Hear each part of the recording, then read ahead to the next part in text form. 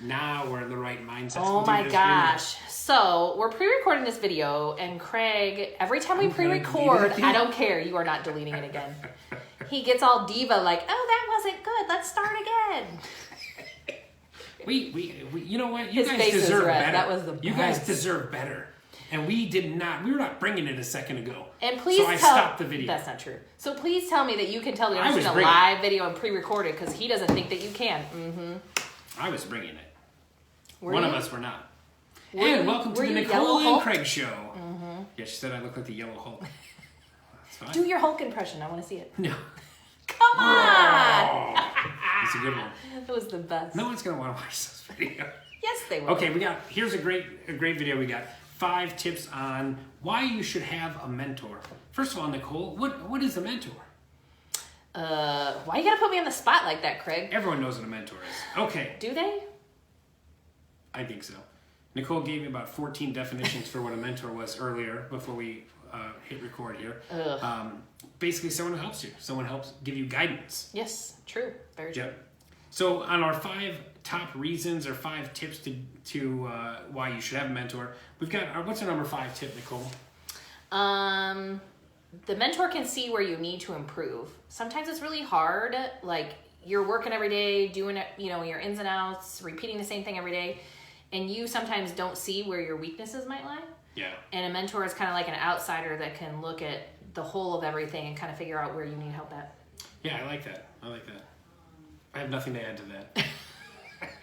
Nailed it. All right, this is not Craig's video. Okay, number 4. Well, it is the Nicole and Craig show.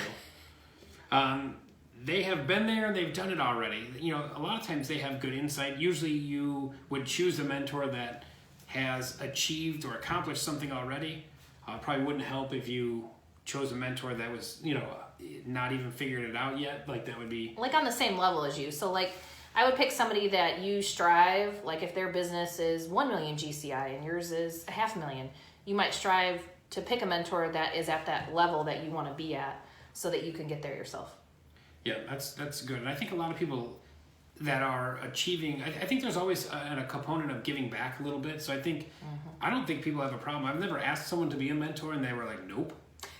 Right? Nope, screw you. You're out. No, so I think that's good. But also because they've been there and done that, it will help save you money. So like you're not making the mistakes that they already made.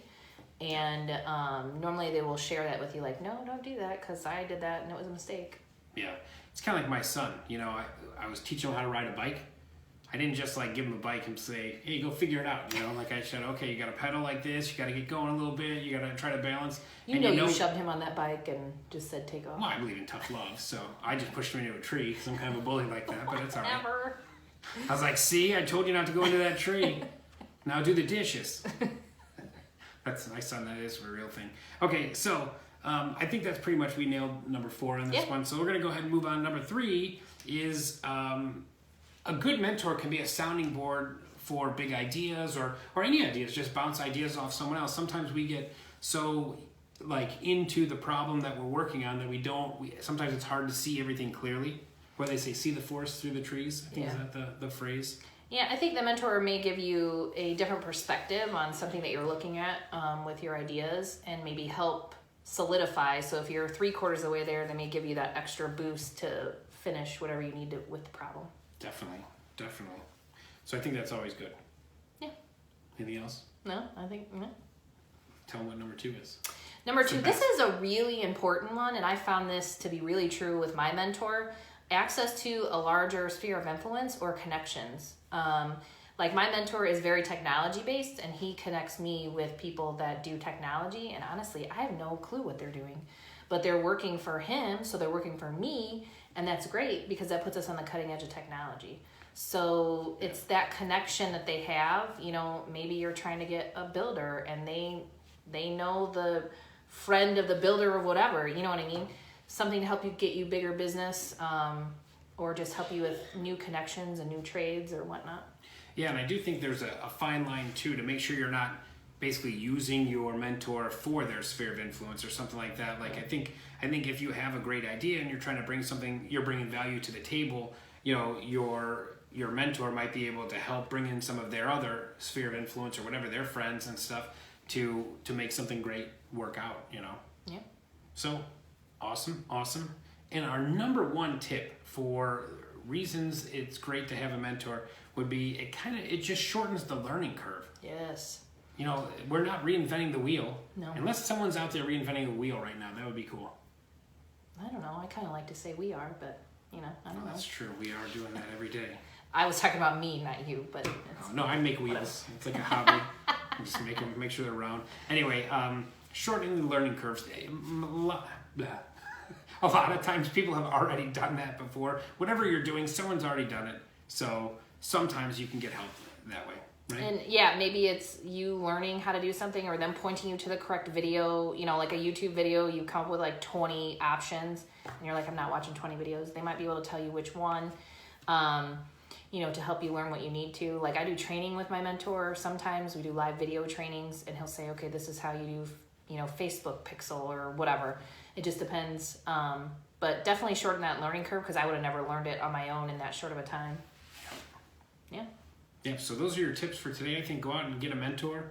They're fantastic. I think a mentor is important. If you look at most of the bigger agents in our MLS, I would guarantee that almost every agent that is at the top of the MLS has had a mentor at least at some point or has one currently right now. Yeah. Yeah, I've had a ton of great mentors. I know the owner of our office, Bill McCabe, he's had mentors. Everyone, a lot of the big producers I know have all had mentors at some point in their career. And you could definitely, you don't necessarily have to pay for a mentor. You can go that route.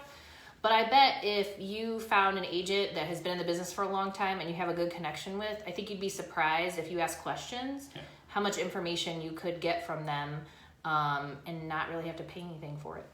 Yeah, and I think that there's other things that you can do. Like you can help, sometimes if your mentor's in a similar business, sometimes you can help them in their business or provide some kind of like, just some kind of synergy. Like open houses, right? Yeah, so, hey, I'm a newer agent. I'll do open houses for you if you let me tag along on a listing appointment or, you know, something like that where, you know, you may have some strengths and your mentor might have that particular weakness that you could say, hey, I'll give you this doc that I created or whatever. And always try to make it a two-way street for sure.